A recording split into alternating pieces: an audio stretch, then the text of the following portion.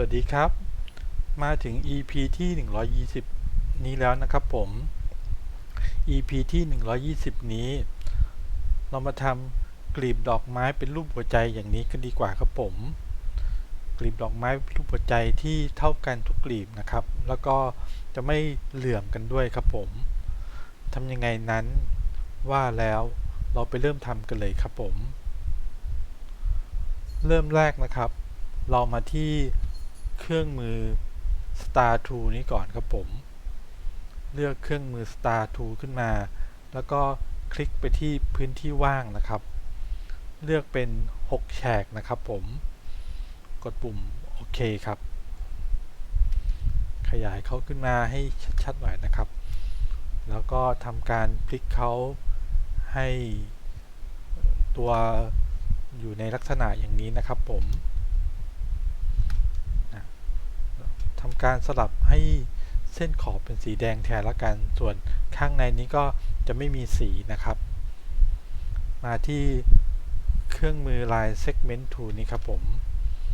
เราก็จะลากเขาจากข้างบนลงมาข้างล่างอย่างนี้ครับให้จุดแต่ละจุดนะครับจากจุดฝั่งนี้ก็จะมาฝั่งนี้ครับแล้วก็จากฝั่งนี้นะครับก็จะมาฝั่งนี้ครับทำการเลือกเขาทั้งหมดนี้นะครับมาที่ Panel Path Finder นี่นะครับผมไม่ต้องครับไม่ต้องไฟเดอร์ก็ได้นะครับมาที่นี้ดีกว่าครับเครื่องมือ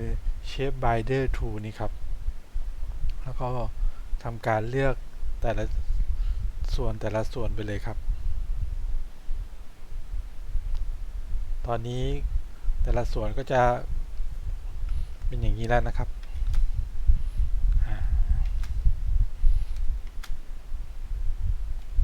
เราจะได้รูปจากนั้นก็จะมาที่เครื่องมือลูกศรสีขาวนี้นะครับ Direct Selection Tool ทำการเลือกแต่ละมุมไปเลยครับตอนเลือกนี้ก็ให้กดปุ่มชิปไว้ด้วยแล้วกันนะครับเพื่อจะได้เลือกพร้อมกันแล้วก็ทำการดึงส่วนนี้ลงมานะครับให้เขาเป็นมุมมนตอนนี้เราก็จะได้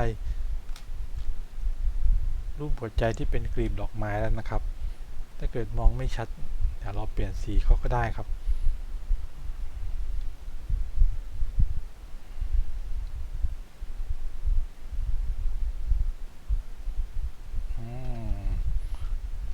เรียบร้อยครับผมเป็นไงบ้างครับผมไม่ยากเลยใช่ไหมครับผมลองเอาไปปรับแต่งกันดูก็ได้ครับเราอาจจะเปลี่ยนเป็น8กลีบก็ได้นะครับใช้เทคนิคการทำเหมือนเดิมเลยครับแต่อย่างถ้าเกิดเป็น7กลีบเนี่ยวิธีการทำก็จะเป็นอีกแบบหนึ่งซึ่งก็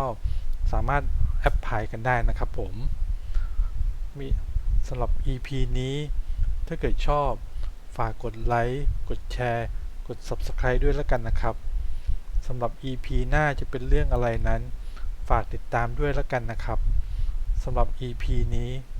สวัสดีครับ